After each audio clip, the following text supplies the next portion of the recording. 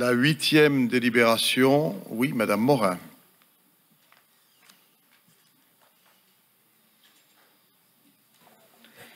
Oui, Monsieur le Président, Mesdames, Messieurs, chers collègues, nous allons voter contre cette délégation du droit de préemption urbain de Toulouse Métropole à Opidea pour la phase 2 de la ZAC Malper. En effet, comme vous le savez déjà, nous sommes opposés à la réalisation de la ZAC Malper pour plusieurs raisons. D'une part, parce qu'encore une fois, vous mettez la charrue avant les bœufs en ne construisant pas les solutions de mobilité suffisantes pour un tel secteur. À preuve, les aménagements de la route de Saint-Orens qui ne permettent pas une continuité en site propre, tant du linéo que des pistes cyclables, avant 2027 au mieux.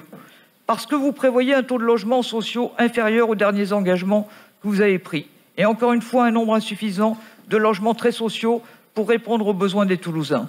Encore une fois, vous construisez pour les promoteurs et les investisseurs Pinel, au lieu de répondre aux quasi 40 000 demandeurs de logement social en attente.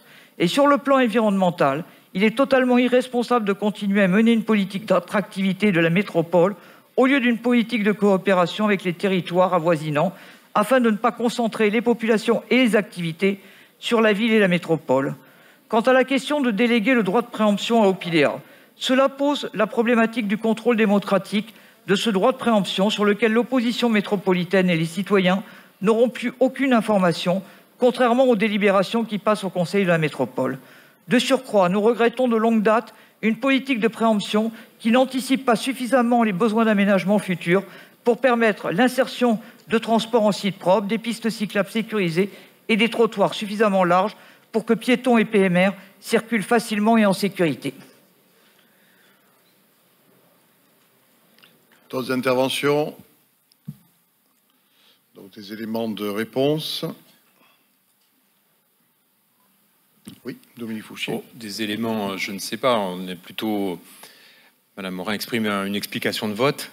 Une explication de vote qui est assez périphérique finalement à la délibération. C'est-à-dire que cette délibération qui touche au droit de préemption urbain, c'est-à-dire un processus assez classique qui est à actionner, à mettre en œuvre dans le prolongement de la phase 1 en phase 2.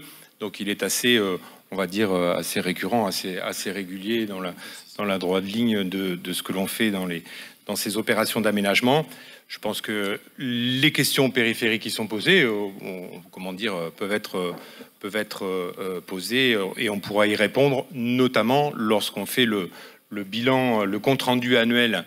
On pourra y répondre de façon plus détaillée, plus documentée, plus tranquillement, lorsqu'on fera le compte rendu annuel de cette concession d'aménagement. Donc on le fait chaque année, on le fait en commission, ces questions peuvent venir et puis on pourra restituer à nos collègues en assemblée l'essentiel de ces éléments. Voilà ce que je peux dire, Monsieur le Président.